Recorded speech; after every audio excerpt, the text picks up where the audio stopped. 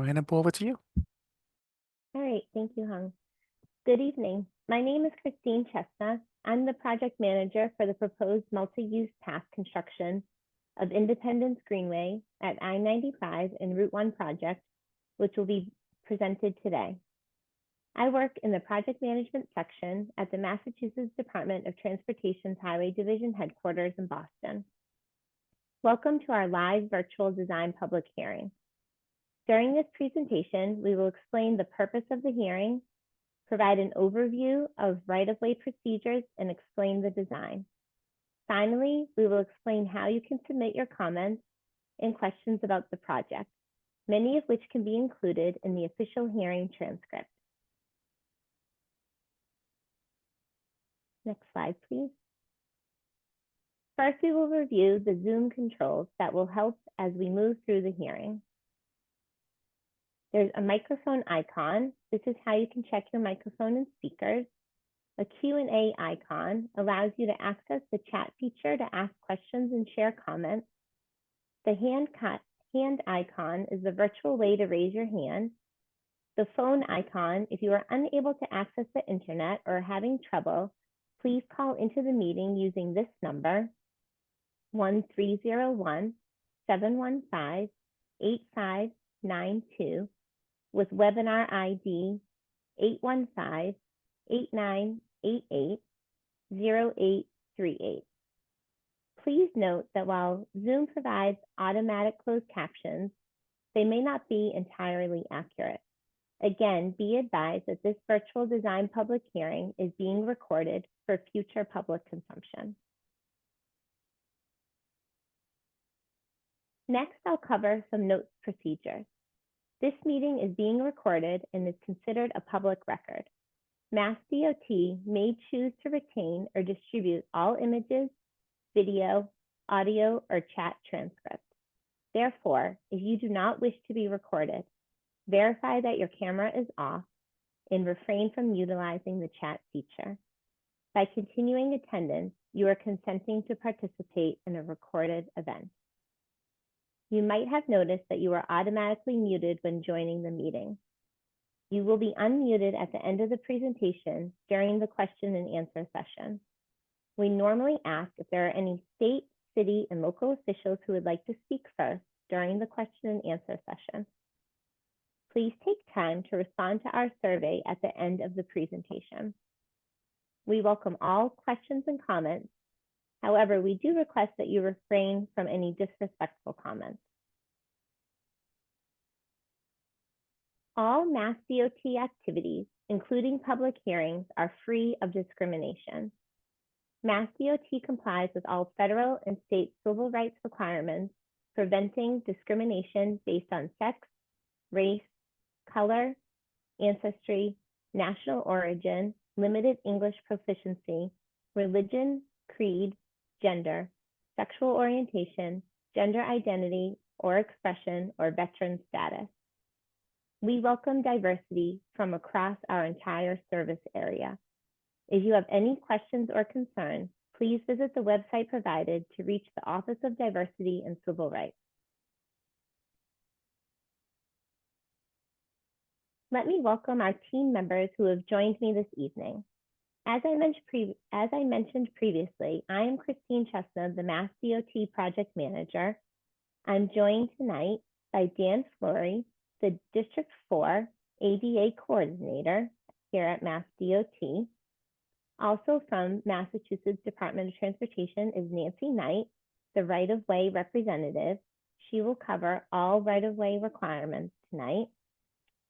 Our producers tonight are from Mass DOT. We have Hung Sam, who you met at the beginning of the presentation, and Joseph Yu.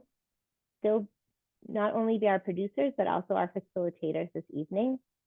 Catherine Egan is the project manager at BSC, the design consultant for this project. Alessandra Keller, the senior structural engineer at BSC. Samuel Afeato, the traffic engineer at BSC. And Melissa Lupo from Advanced Court Reporting, who will be making a verbatim transcript of tonight's hearing. We also have from the City of Peabody, Brendan Callahan, the Assistant Director of Planning, and Mayor Edward Betancourt, who would like to say a few words at this time.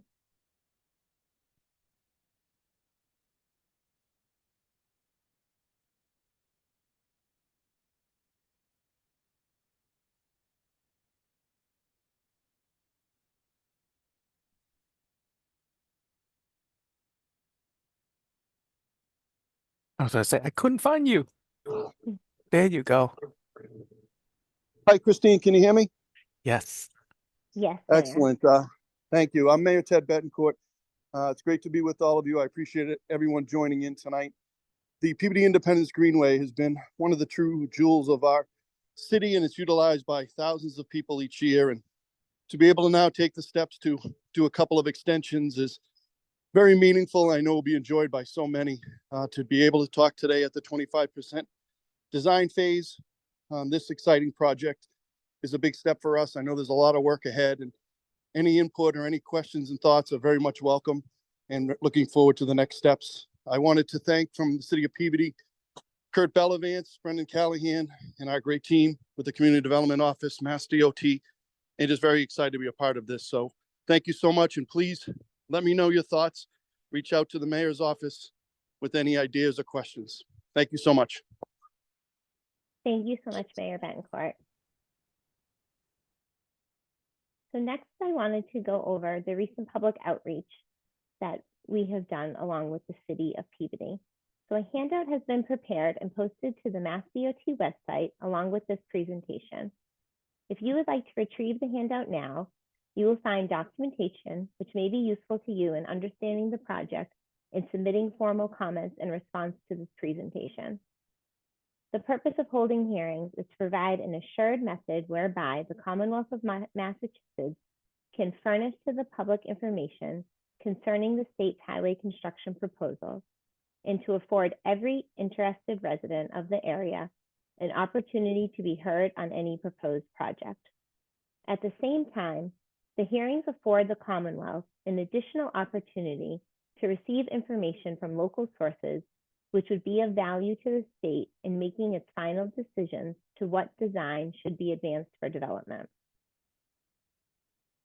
Moving forward, you will see that the notice of hearing is included on page 2 of the handout. This notice appears in the daily item in the Peabody Linfield Weekly News on January 16th, 18th, 23rd, and 25th of 2024. A copy of this notice will be attached in the final hearing transcript. The project we will be presenting today is a multi-use path construction as part of the Independence Greenway at Interstate 95 and Route 1. It will connect vital parts of the Commonwealth's rail system and includes 2 new multi-use bridges. We estimate that the total project cost will be approximately $14 million, which will come from federal aid funding, with the Federal Highway Administration funding 80% of the total construction cost and Mass DOT funding the remaining 20%. This project must be programmed in the statewide Transportation Improvement Program in the appropriate federal fiscal year in order for Massachusetts Department of Transportation to solicit bids for eventual construction. The total estimated cost of the project does not include any right-of-way acquisition costs. The design is expected to be completed in the spring of 2025, and construction is expected to be completed within 2 years. Please keep in mind that the project we are presenting is still in the design stage. All of your questions and comments will be taken into consideration when completing the project's design. BSC, the design firm, has been retained by the city of Peabody for the design of the project. Now we can move into the substance of the presentation. Here is our agenda for tonight. We'll begin with the project initiation, the existing conditions, then we'll move into the proposed design, the right-of-way impacts, environmental permitting, traffic impacts during construction, the next steps for our project. We'll discuss contact information for any written feedback and then we will open the meeting up to questions and discussions. So you may be asking, how did we get here? In 2020, the City of Peabody initiated this project and retained BSC for design services. In the summer of 2022, the bridge type selection worksheets were approved. In November of 2023, design plans were developed and progressed to 25% submission. And now here we are at the design public hearing in January of 2024. Next, thank you.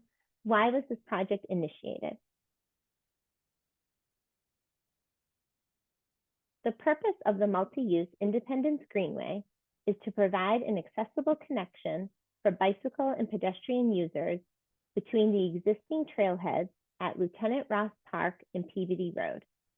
This project will also provide a direct and safe route over Route 1 and along Lowell Street. The project will also provide a connection with the Border to Boston Trail.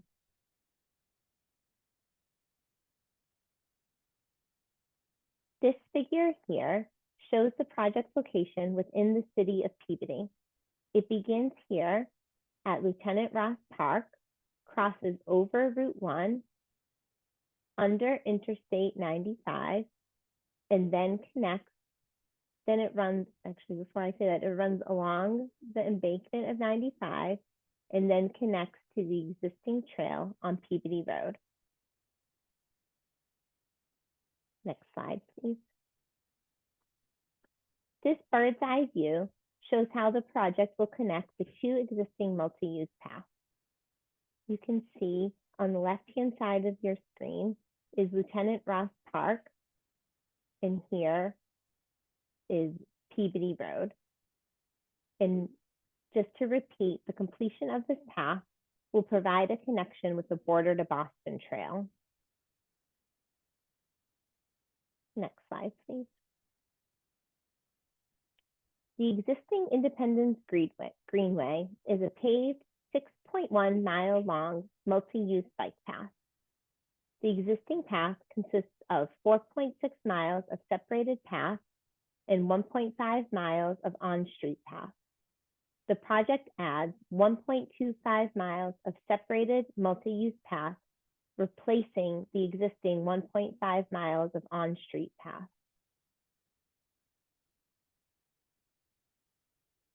Next, we'll talk about the existing conditions. There are three main segments of the existing path. The first segment being from Lieutenant Ross Park to Lowell Street.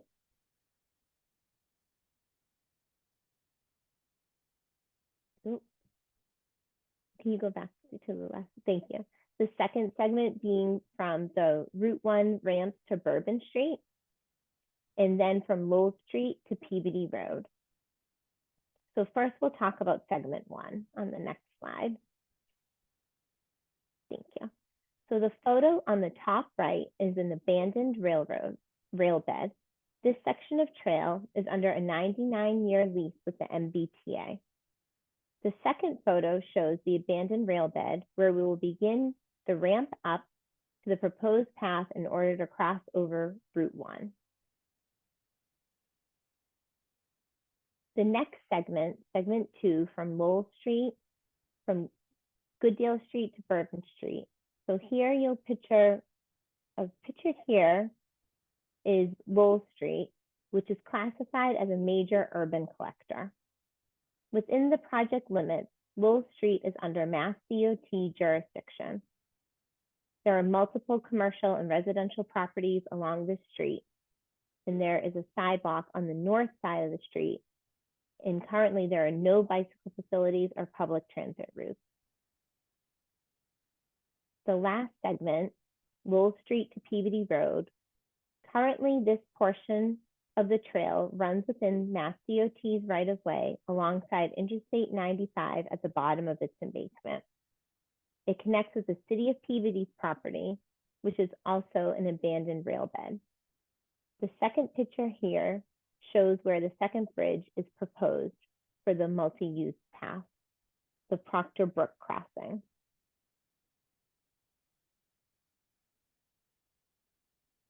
What do we want to accomplish? Now that we've reviewed the existing conditions, we're going to discuss what we want to accomplish. How do we plan to resolve the existing issues to provide a safe multi-use path for all users while meeting current standards? Catherine Egan, project manager at BSC, will now discuss the proposed improvements and goals of this project. Good evening, everyone. Thank you for joining us tonight. As Christine mentioned, I'm Catherine Egan with the BSC Group, project manager, working with MassDOT in the city. So our goal is to provide a direct and accessible connection between Lieutenant Ross Park and the Peabody Rail Trailhead. We are proposing a 1.25 mile shared use path that varies in width between 10 to 12 feet with 2-foot gravel shoulders. We're proposing revised lane configuration on Lowell Street, which included signal timing optimization, as well as constructing 2 pedestrian bridges, one over Route 1 and one over Proctor Brook. Next slide, please. Next, I'll walk you through the proposed layout of the trail. On each screen, you'll see a rendering of the proposed trail layout, as well as the typical cross-section through the segment shown on the screen. The dark gray is the proposed path, green are landscape and grass areas that will be restored upon completion, and the lighter blue color are wetlands and other water resource areas. As you can see, we'll start at Lieutenant Ross Park, where a roundabout is proposed connecting to the existing Independence Greenway. Next slide, please. From there, we'll continue in the easterly northeast direction, where we connect into the abandoned rail bed and proceed east along the rail bed corridor. The path will continue in the easterly direction, crossing through the Larrabee Conservation Area. Through this segment, the trail has been located down the middle of the abandoned rail bed to minimize impacts to the adjacent wetlands. The trail continues through the conservation area as it heads towards Route 1. As we approach Route 1, the path will change from being an at-grade path to an elevated path, where it will start to ramp up through a mechanically stabilized earth wall, also commonly referred to as an MSE wall, so that we can carry the path over Route 1. At the end of the MSE walls, there is a pier proposed on either side of Route 1, where a 3-span bridge is proposed. On the east side of Route 1 northbound, there's another MSE wall approach where the path will start to ramp back down to an at-grade path. As the path crosses behind the Hallmark building, a driveway is proposed to connect the existing parking area with an existing dirt gravel parking area.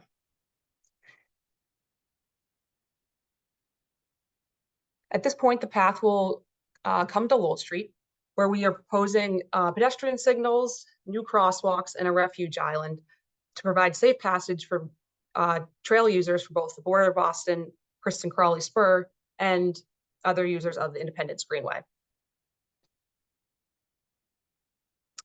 Path will then turn right and cross under the I-95 overpass along Lowell Street, where the path will be protected by an F-shaped concrete barrier and fence.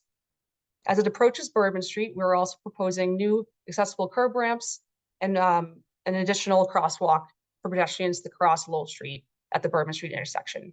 From here, the path will turn right again and travel along the I-95 embankment.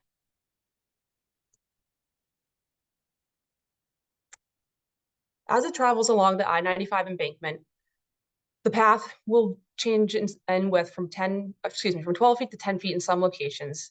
As you can see, we are proposing a cut into the embankment to provide the path at the bottom of the slope while minimizing impacts to an existing resource area on the east side of the trail. Path continues along the I-95 embankment, minimizing impacts to the wetland resource areas, as well as the amount of cut into the 95 embankment. As the path approaches Clark Road, it'll turn in an easterly direction where a second pedestrian bridge is proposed to cross over Proctor Brook. Once over Proctor Brook, the trail will then turn and follow in a parallel direction between Proctor Brook and Clark Road.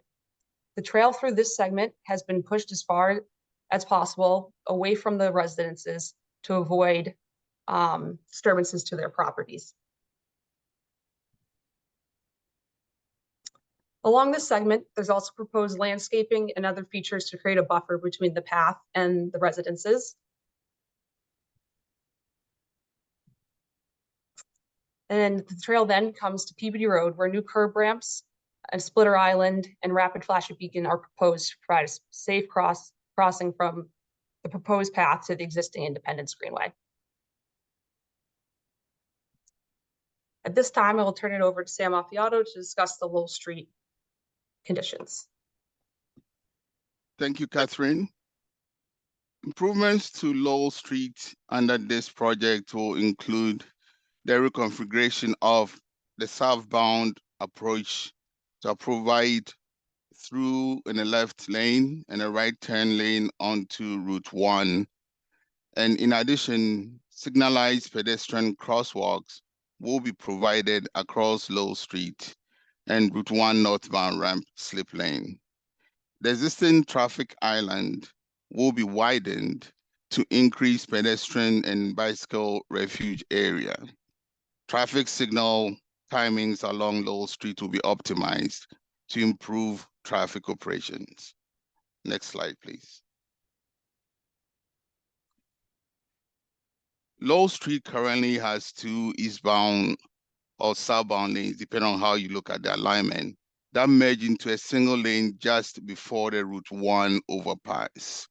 The Route 1 northbound off-ramp has a channelized right turn lane and operates under stop control. Near this slip lane is the entrance and right turn only exit from the Hallmark building.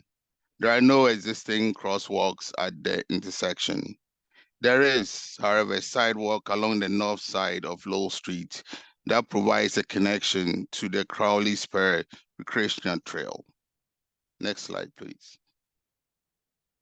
So the proposed Lowell Street eastbound approach to Route 1 northbound off-ramp has one through and a left lane and one exclusive right turn lane. This proposed lane configuration eliminates current driver confusion and the substandard merge condition at the intersection. The proposed condition makes provision for improved pedestrian safety with a widened traffic island and signalized pedestrian crosswalks across Lowell Street and a Route 1 northbound off-ramp slip lane. The Hallmark building driveway is to be shifted slightly to the south to create a better separation from the Route 1 northbound off-ramp slip lane. So next, Alessandra Keller, structural engineer from BSC, will discuss in more detail the proposed two bridges. Thank you, Sam. Good evening, everyone. My name is Alessandra Keller. I'm the structural engineer, and I'm just going to discuss a little bit about the two proposed bridges. To cross Route 1, we consider two options: a prefabricated steel pedestrian bridge with a single span or one with two spans. Both options use prefabricated elements to expedite construction and minimize traffic disruption.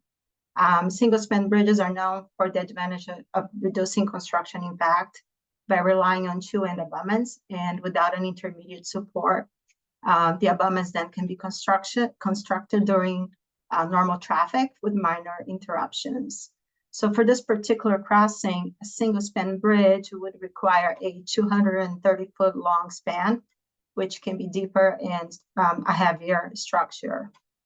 On the other hand, the two-span option is lighter and shallower, but adding an intermediate support would require more extensive foundation work and cause significant traffic disruption. So in addition to the prefabricated bridge, we consider ramp options to connect the trail up to the bridge. The first option was full-length ramps with mechanically stabilized earth walls, the MSC walls we mentioned before, which could restrict pedestrian access under the bridge. And then another option would involve a combination, involving piers, supporting steel beams, and a shorter mechanically stabilized earth wall segment to provide a more open space. Next slide, please. So the chosen option for the project over Route 1 is a single span prefabricated steel arch bridge. It has a bowstring shape. It will have minimal impact on traffic during construction as it can be installed overnight. The bridge can be assembled on the ground in sections before being hoisted into position, expediting construction time. The vertical clearance is expected to be about 17.5 feet. And also for the recommended approach span, structure combines piers and the mechanically stabilized wall segments, allowing for 2 open sections under the upper half of the ramp, while staying under the design restriction we had of 300 feet. The design minimizes environmental impacts, ensures vehicle safety, and offer unobstructed access and views. Next slide, please. So the width of the section on the bridge and the approaches will be 12 feet clear. It will provide pedestrian handrails on each side. The deck will be constructed using reinforced concrete, and the bridge will have a protective fence up to 8 feet tall.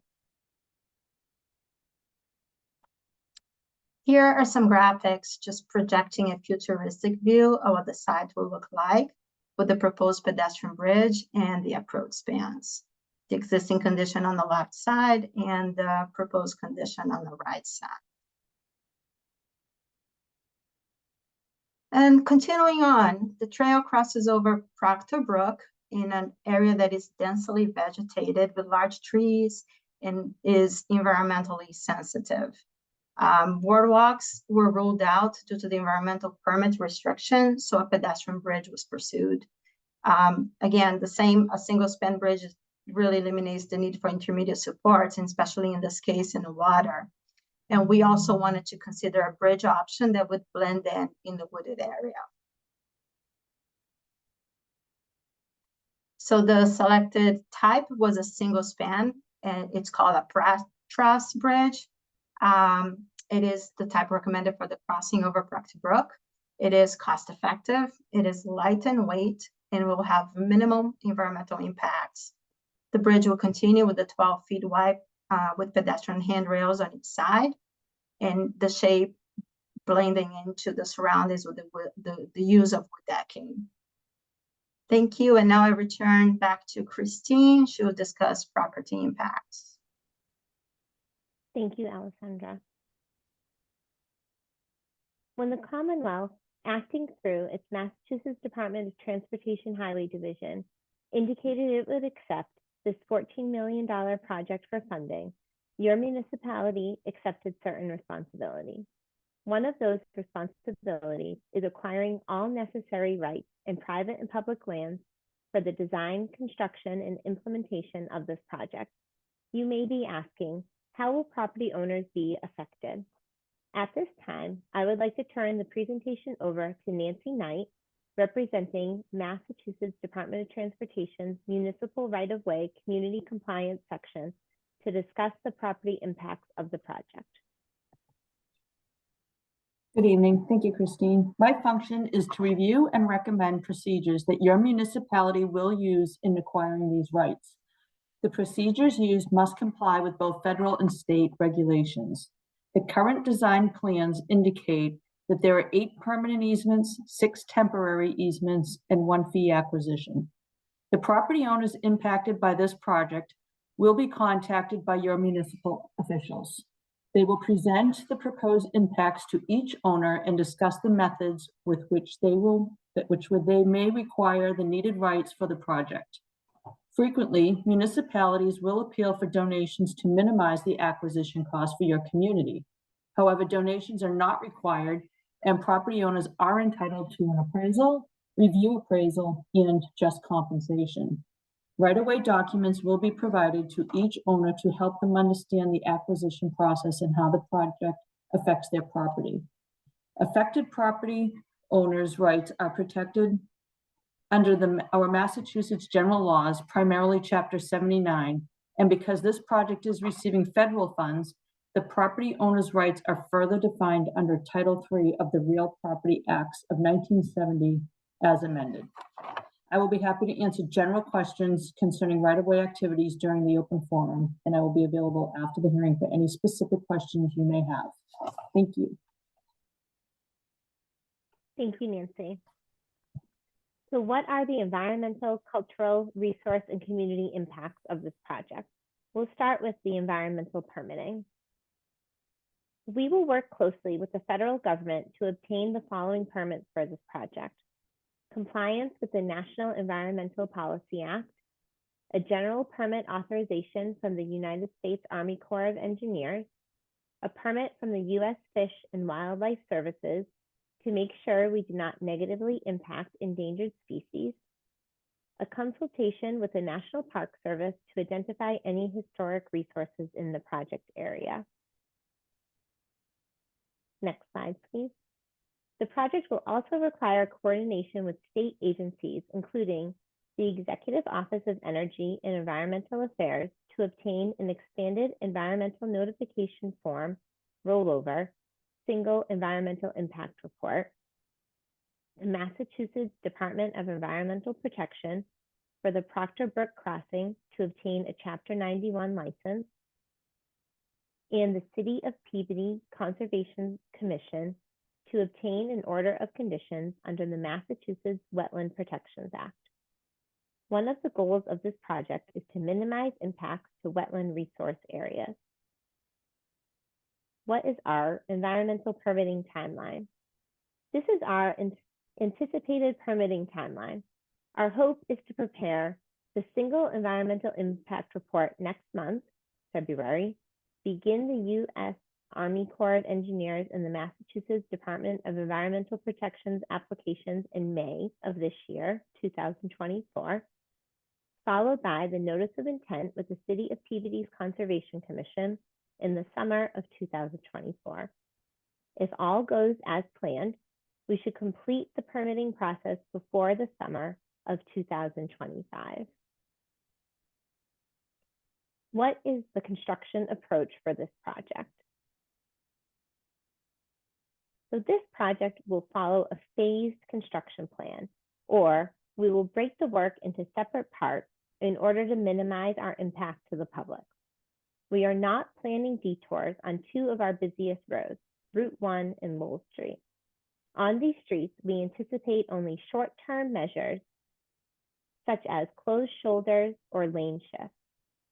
To place the bridge over Route 1, we plan to close one portion of the roadway at a time, called a rolling closure, while the top portion of the bridge is set on its supports.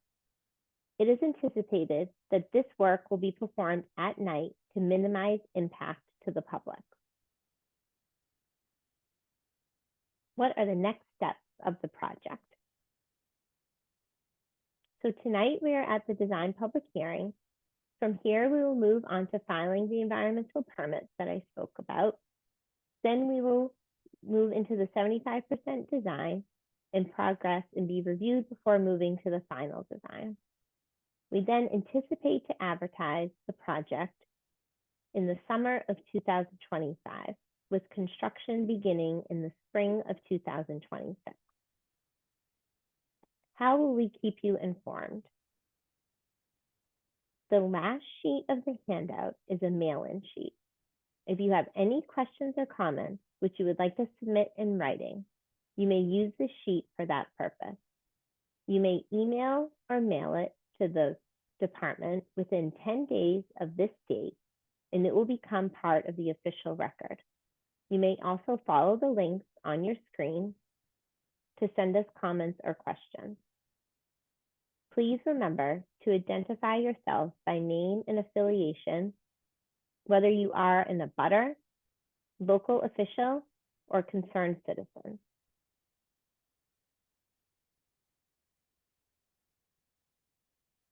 Now for the question and discussion portion of the hearing. As stated previously, the purpose of this hearing is to solicit your input regarding this project. As the plans are not yet complete, we may not be able to answer all of your questions or respond to all of your comments at this time. As I mentioned earlier, the moderators for the question answer segment is Hung Sam and Joseph Yu.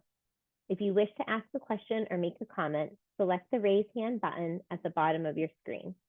Hung or Joseph will call on and unmute you. Remember, you do need to unmute yourself as well. You can also use the QA button at the bottom of your screen and type your question. The questions and comments will be addressed in the order they are received. Please ask only one question or comment at a time and limit it to 2 minutes. We normally ask if there are any state, city, and local officials who would like to speak at this time. Please raise your hand now so that you may be unmuted.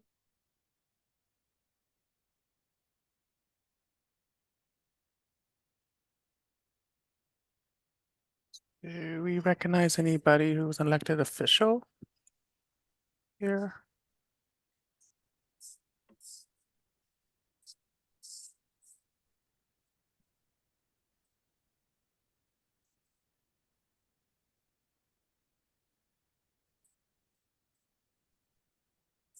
If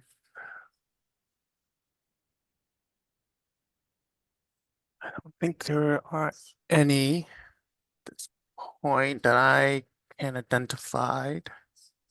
We'll go between the Q&A and then the raise hand. I see that there are some people who are already put in some questions already.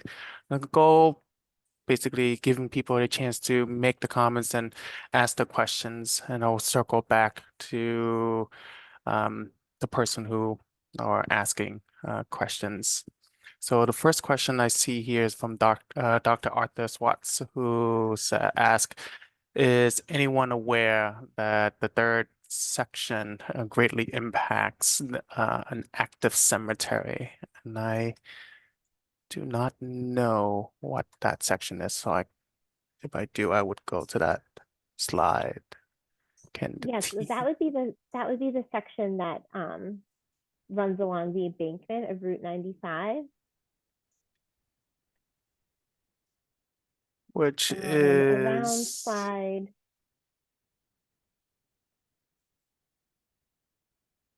Yeah, it starts on slide 31. That's 31, that one. Thanks, Kathy. So can anyone address Sure, yeah, Dr. Arthur I can Swatt's start. concern? So as we start closer to Lowell Street here, we're actually all within the state highway layout of Interstate 95.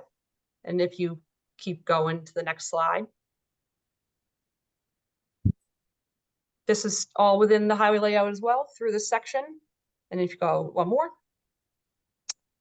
is only until we go to cross over Proctor Brook that we will be going through cemetery property.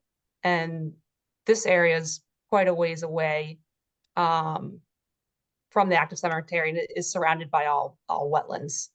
And then once we cross over Proctor Brook, we're back within the city of Peabody right of way, all along the backside of Clark Road.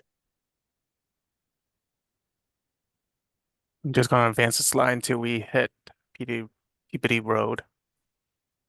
Gives us a good visual. Yep. Thank you there. And then moving on to Stephen Andrada. Stephen asked, are the proposed designs done conservatively to take into account future climate change and flooding? Is the height of the path and fortification able to stay dry and safe for the next 50 years? I can take this one again. Yeah, so as part of the 25% design, we preliminarily lay out both the path and the drainage. And as part of 75%, we'll look to size specifically drainage for specific rainfall events. And we are going to look into sizing any kind of drainage to be able to withstand a 50-year life cycle and future climate change conditions. And we've actually been working with the city recently, looking at areas that are currently seeing some flooding, and we will ensure that the path is high enough so that it doesn't flood during rain events. Great. Hey, Wanna s- can we just hang? Yeah, I was gonna say, Catherine, can we let's just try to rifle through all Dr. Schwartz's answers as best as we possibly can, because there's several of them. I think we could work our way through those. Okay, if you wish. So it seems like Dr. Swartz represents the cemeteries, and so it was presented that the fencing is this will be fencing, and that will be aesthetic in nature, separating the trail from the property boundaries. And I guess could the team address that concern? Yeah, so we are actually proposing to replace the state highway layout fence along the 95 corridor. And then the plan has been to coordinate with the cemetery on screening to their property as part of the 75% design. Okay.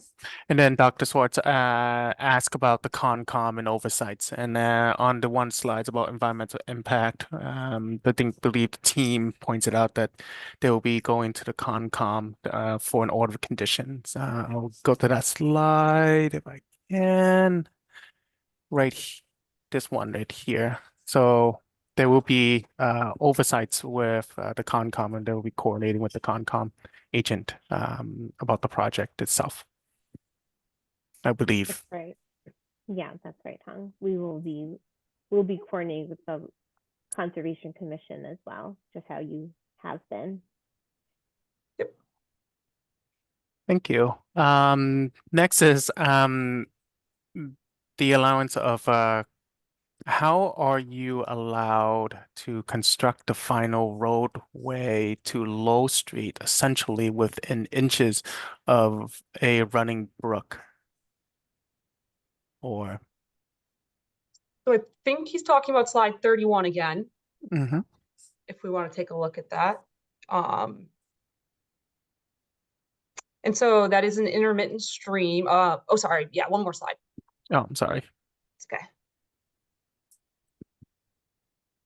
Yep, so it is an intermittent stream. So, during the spring and heavy rain events, there is running water. But as you can see in the cross section, we really are minimizing any kind of impacts to that area. And we propose to meet existing grades prior to touching any of that existing channel. And his last comments on the Q&A is what effects will there be on the wetlands within the cemetery? They have been tightly controlled by the Concom, and this plan seems to ignore all wetland and buffer zone regulations. Just want to go to slide 34.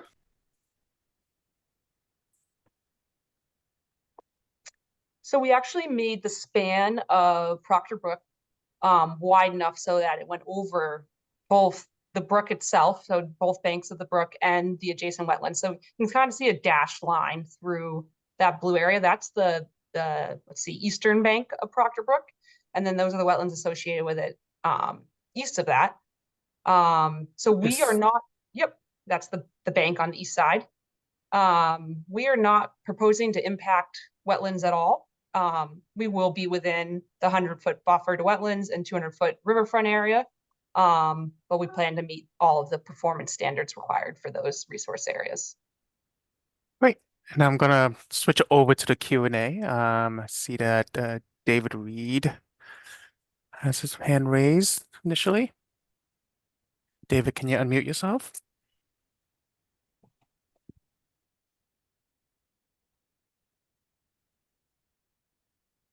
David? Okay. Let's get back to David. Let's get back to David again. Janice. Wayne.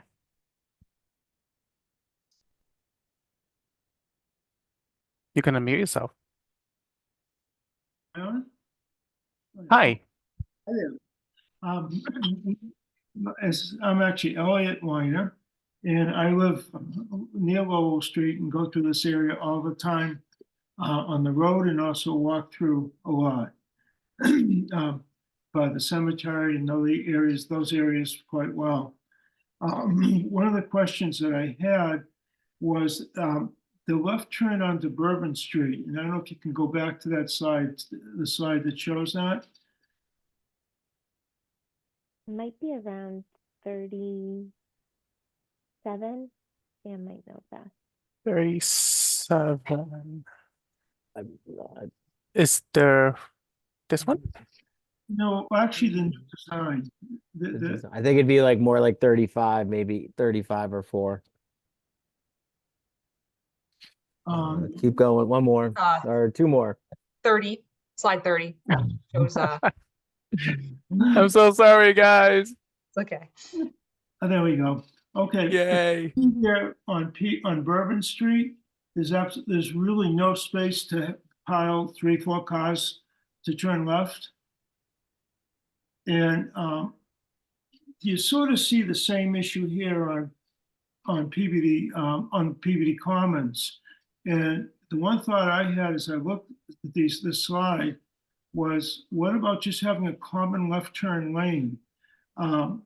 Which I think a lot of roads have that. You can turn left at Peabody Commons, or you can turn left according to the signal at Bourbon Street. That was the first question. If you want me to continue, I have a second question this slide addresses. It looks like we're going to have another light on Lowell Street, and that's going to affect the east and west. And the westbound lanes are just totally backed up now. They've oftentimes backed up 1.5 miles, 2 miles. And another light would not be helpful. So somehow trying to minimize having 2 lights right next to each other. Maybe there's a way to coordinate so there's only 1 light effectively. But I would raise that as an issue. And my third question is not on the slide, but fencing on the residential properties. Are you planning to put a fence on that side as well as the cemetery? I'll answer the fence question quickly and then Sam can address traffic. Yes, there will be fence. What we had previously discussed with residents was fencing on the Clark Road side as well as landscaping to kind of provide a buffer. Good. Thank you. Okay. All right. So Hong, if you can please go to, I think, slide 30 again. I think that the first question about a single left-hand lane for Bourbon Street and also for Peabody Commons, it's actually showing us that it's 1 left-hand lane. It's difficult to see it on this slide. I don't know whether you can bring the other one up, but it is all the way from Bourbon Street to just under the underpass. It's 1 left-hand, single long left-hand lane, and you can, once you enter, you can either enter the Peabody Commons or continue into that left-hand lane and use Bourbon Street. So it's 1 single left-hand lane. I think the second question was about a new light, which I'm not too sure which light he was referring to. So if maybe you could clarify that. Will there be a new light on Lowell Street? I think that There's- Mr. Weiner. I was was gonna, there referring isn't, to is there the one, one. isn't there, is the only new traffic signal at the Route 1 off ramp? Is that at that Yeah, near the and Hallmark? it's That's the not- only new light? Yeah, it's not a separate light. It's part Okay. of the existing light. And today, people using the off ramp, they're under stop sign control. So they stop and then they continue. But because we are going to have pedestrians cross, we need to protect pedestrians crossing. So we're going to give them a red light. But that light is part of the overall intersection. So it is not changing the light. It's not a new light. It's just an additional signal phase that we are introducing. So the same light, just one additional function of the same light that you're used to having there on Lowell Street. Yes. Great, thank you. I'm gonna try David Gamech. David, I believe you can unmute. And I'm hoping I'm pronouncing the last name correctly.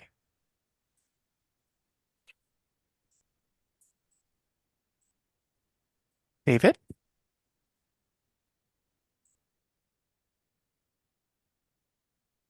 Oh, Great. David Gamache. Yep. Sorry. Gamache. Yep. Sorry. Thanks. Yep. All right. I'm just going to circle back with to David, and I'm just going to go here. There's a lot of support on the Q&A, and there's a lot of support for the project itself. There's residence talk from David who said that the Independence Greenway is much safer with this project. Right now, he rides a bike between the two trails, and the cars will come so close on Low Street. So it is currently very dangerous. So he wants to thank the design team for that. And then there was a discussion on whether or not the recording um, will be posted. And Joe sent out a link to the event where the posting will be recorded. So the link, the website that you register for this hearing will also, that's where you will be find the recording as well. So I'm going to move on to a question where the design team can actually answer is who will maintain the drainage system impacted by or that being proposed by this project? Yeah, I can take a stab, and if Brendan has anything to add. So any drainage within Mass DOT right of way on Lowell Street will continue to be maintained by MassDOT. All of the proposed drainage along Independence Greenway off of Lowell Street would be by the city of Peabody.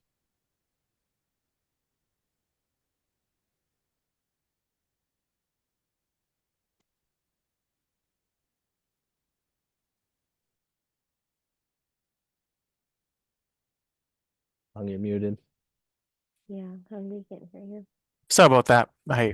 I have kids at home when they're screaming in the background, so I just went straight into mute mode. So Nancy said that this is very exciting. They have a kid who would love to help. Do you foresee any public volunteer involvement? I mean, I can answer that. We'd love to have some public volunteer involvement, and can definitely contact me at City Hall, and we can kind of talk about potential of how their child can help or volunteer. Great, thank you. And then we're gonna move over to the raise hands. Stephen.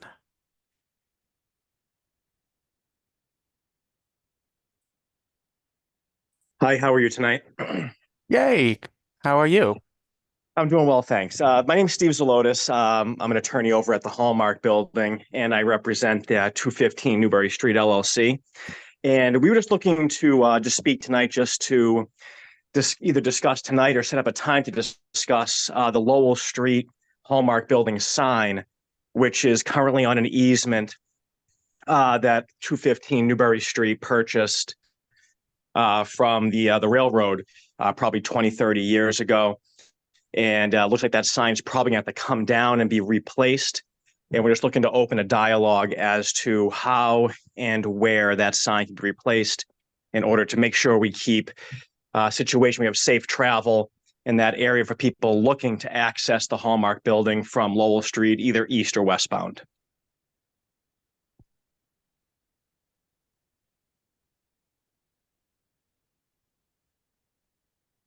I can speak first if you want me to, Brendan. Sure.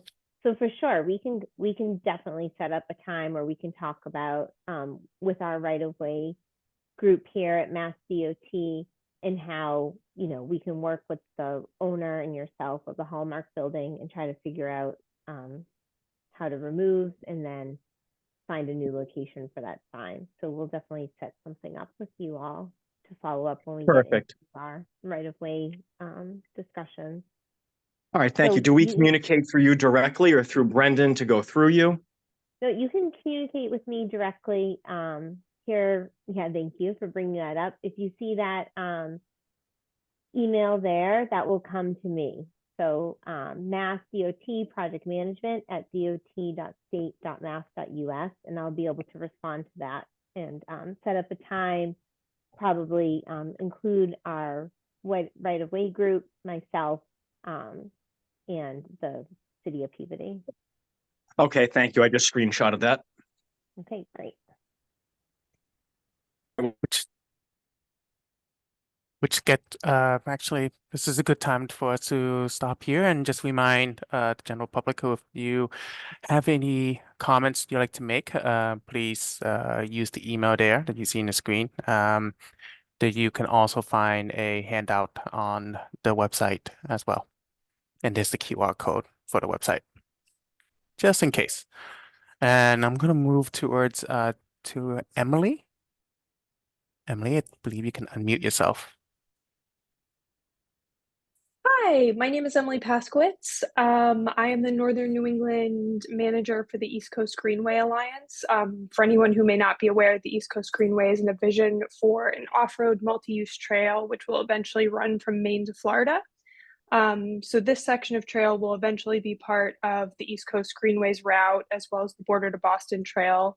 The improvements that are proposed as part of this project will have significant safety improvements for both the current ECG route, as well as everyday users of the trail. So, impacts both for tourists and visitors who will, eventually be able to use this section using the East Coast Greenway for longer trips, and residents and local users just going out for a walk or a run or a bike ride. Suffice to say, we're very excited to see this project moving forward, and excited to see everything continuing to progress with this. So I just wanted to take a moment to thank MassDOT, the City of Peabody, as well as BSC for all of their efforts on this. And we're very excited and happy to be continuing to support this important work. Thank you. Yep.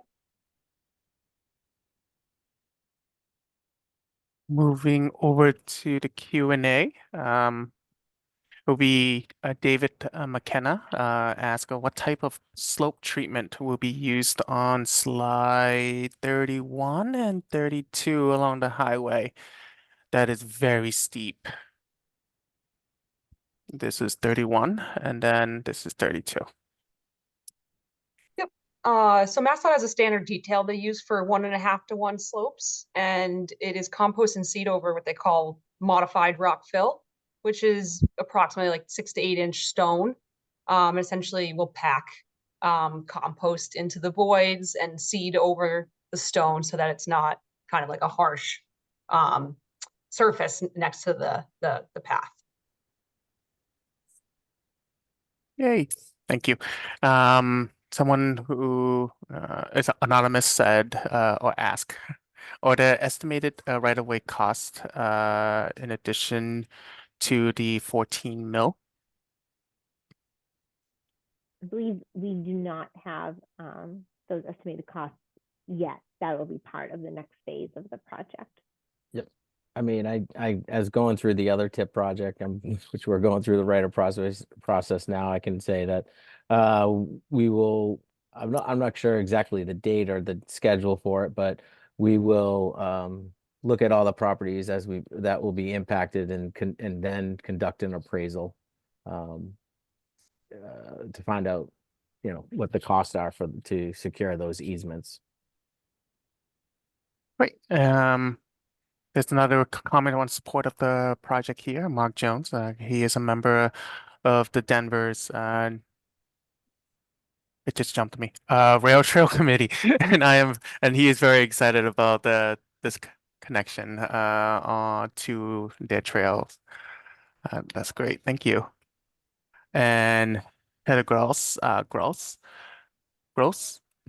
I'm sorry, I'm really bad with names. And so Heather asked, or stated, this route is also a part of the Border to Boston Trail, which runs through Essex County. So we're excited to see this project moving forward and enhancing safe, non-mobilized, motorized travel, connecting our communities north of Boston.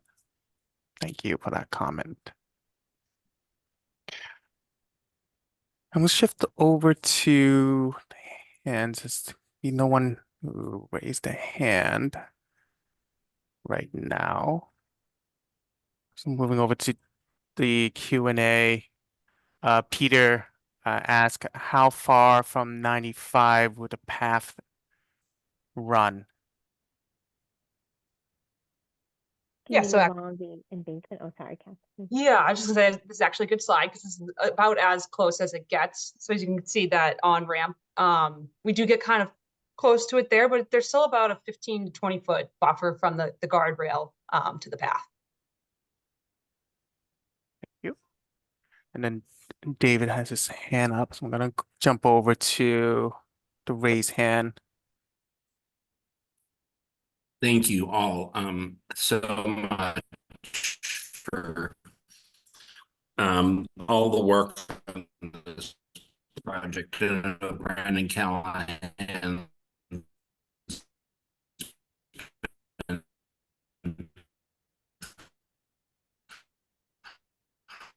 David, I don't believe. Trying to plan this for years.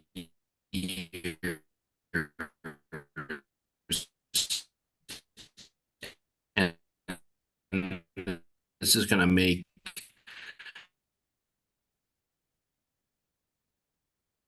So, David, we can't hear you well. I believe the connection is not that great. However, I would love to read your comments and as well. So if you can, please write it out. To see that Dr. Schwartz has his hand raised. I believe you can unmute yourself.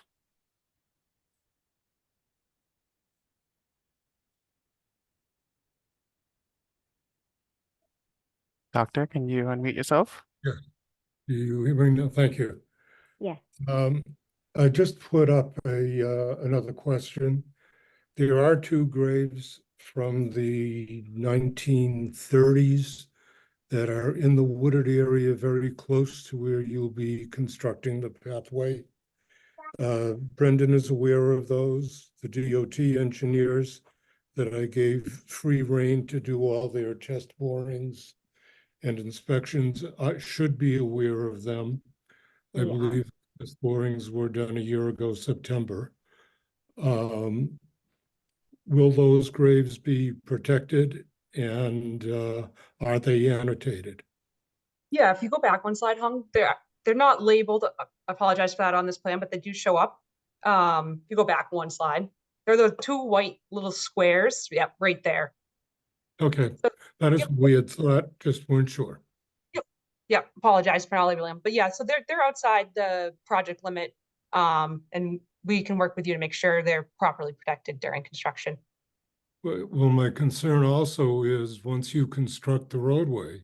And in the what future. happens to the graves? Are these tombstones going to tip over from mud? No, yeah, we can definitely speak with you about drainage through this area, but we're really not proposing to change conditions all that much, and the path would be graded so that we're capturing runoff from the trail, so it doesn't go towards those grave sites. I have one other question regarding equity. When we want to do so much as cut down a dead tree, we have to go to Concom, and they give us all kinds of grief and stipulations. We've been penalized for minimal to nothing, similar to the issue Salem Country Club suffered. Yet you seem to be tromping all over wetlands, buffer zones. How do you have the right to plan this while we can't turn around and sneeze without going to them? So that's our next phase, right? So this is just preliminary 25% design. And so after tonight, our next major push is to acquire all the permits that we need to. So we haven't gone through that yet. So this is what we hope to accomplish, but as you know, we have a lot of permitting process to go through. If you go back to the slide where the roadway enters Lowell Street, there is a triangular piece of land that's showing on the drawing as empty. Right now, that land belongs to the Boston Muslim Cemetery Association. They are our neighbors, and they're very good neighbors. I attended a Concom Zoom meeting when they were chastised for having something 3 inches or maybe 12 inches out of location. And some remediation was going to be necessary. So I just don't see this as being that the individual abutters are being treated equally to the state and the federal authorities in terms of being able to do this. As I said in one of the questions, we are in favor of this. Right now, cars and bikers are cutting through the cemetery. We have liability concerns. All Jewish cemeteries have desecration concerns. And the more people we can move off our land, the happier we are. But, you know, if we want to remove trees that are fouling grave sites, we feel put upon, whereas you seem to be rather haphazard about where you're locating things. Yeah, we're not. It may seem that way, but we're definitely trying to minimize all environmental impacts, and we will be going through very similar processes that you go through to try to accomplish this project. Great. And with that, I'll move over to the Q&A portion. David, the Q&A side of things. That's what I mean. David McKenna stated that the westbound backup can be improved as I proposed to Mass DOT by simply striping a longer acceleration lane on Route 1 so cars will cease stopping at the yield sign. Not sure which slide would best demonstrate I that. think it might be this one, Hung, and yeah, we will look at what he's saying and incorporate it in the next phase. Yeah. Great. Thank you. And I'm going to try David Reed one more time. David? Yes, can you hear me now? Yes, finally. Thank you. Oh, Yay. Internet. I'll be really brief. But this project is going to be transformational for a lot of the trails on the North Shore, connecting both sides of the Independence Greenway in a much safer manner, and also the Border to Boston Trail coming down from Topsfield, Wenham, and Danvers. So I really applaud Mass DOT and Brendan Callahan for getting it this far. There's still a ways to go, but it's going to make, it much safer, especially for the residents of Peabody, who will be most of these trails are used by people who walk and dog walkers, and it'll be much safer for everyone. So thanks again. Thank you for that comment. Just as a reminder, once again,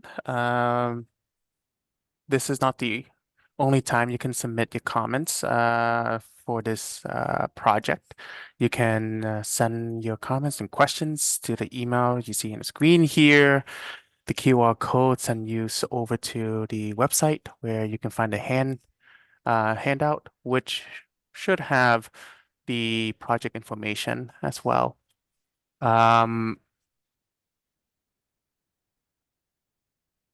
So just want to say that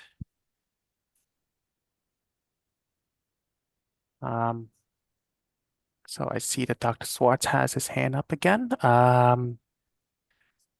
Doctor? No, I had taken it down. If I hit the button, I apologize. No worries.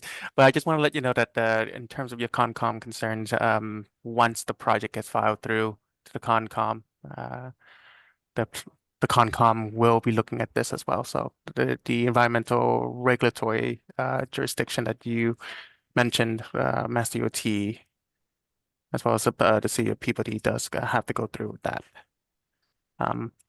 So with that, I say that I don't see any other questions. My hand raised.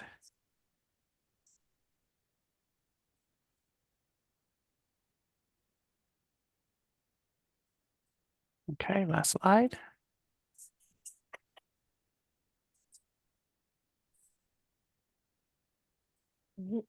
So thank you very much for attending this presentation. Going forward, make sure that your comments and concerns will be taken into consideration for the design of this project. Just a reminder, like Hung just went over, the handout for the project, which is posted on the Mass DOT website, summarizes the information we've presented tonight. This handout also contains a form that you can complete and send if you have any additional questions or comments. Thank you again for attending.